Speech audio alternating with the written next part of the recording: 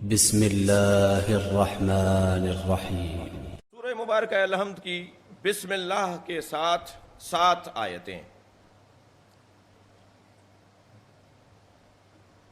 7 آیتیں 7 مختلف سماجی پیغامات دے رہی ہیں، معاشرتی سماجی پیغامات ان 7 آیتوں سے ہمیں نصیب ہو رہے ہیں۔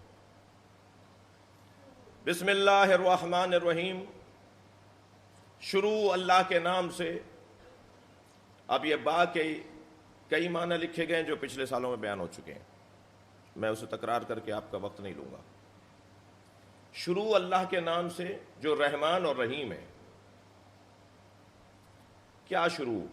یہ بسم اللہ سورہ الحمد کا ہی حصہ ہے یا نہیں؟ بسم اللہ ہر جگہ پڑھنے کا ہے، تمام سوروں کا جز بھی بسم اللہ ہے، میرے ہر کام میں بھی بسم اللہ۔ معصوم فرماتے ہیں ہر وہ کام کہ جو بغیر بسم اللہ کے شروع کیا جائے وہ ہوا ابتر، وہ دم بریدہ ہے، ناتمام ہے، نامکمل ہے، اس میں برکت نہیں ہے۔ حتیٰ سرکار نے فرمایا کہ اگر قلم ہاتھ سے چھٹ جائے اور اسے اٹھانے لگو تو بسم اللہ کہہ کے اٹھاؤ۔ سرکار نے فرمایا کہ اگر تم ایک کلمہ لکھنا چاہتے ہو، ایک جملہ لکھنا چاہتے ہو تو بسم اللہ کہہ کر جملہ لکھو، یعنی اپنے ہر کام پر مہر لگا دو کہ تم اللہ والے ہو۔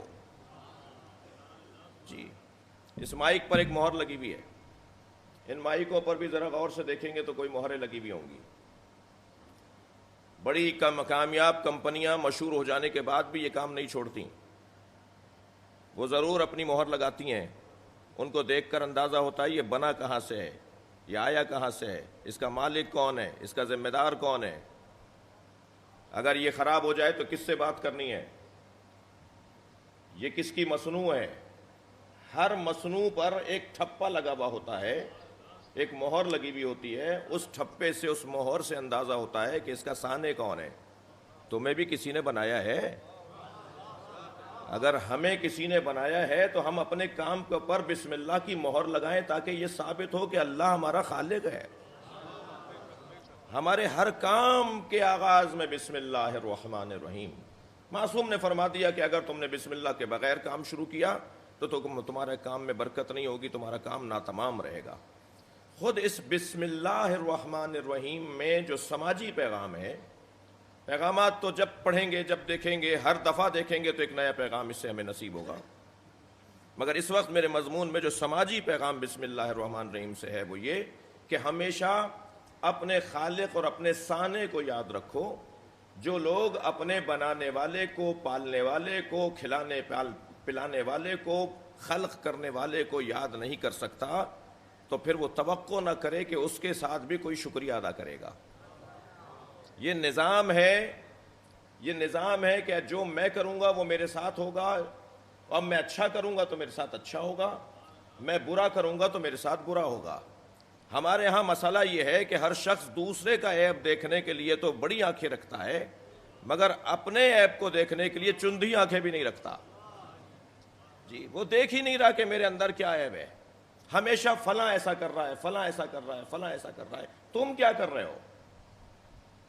یہ شہر کے جو حالات ہیں خاص طور پر اور عام طور پر پورے ملک کے جو حالات ہیں اس کے پیش نظر 2-3 دن سے گفتگو ہو رہی ہے، حاشیے کی گفتگو، مجالس کے بعد اور مجالس کے درمیان جو حاشیے میں گفتگو ہوتی ہے، ہر شخص یہ کہہ رہا ہے جی فلاں ایسا ہے، فلاں ایسا ہے۔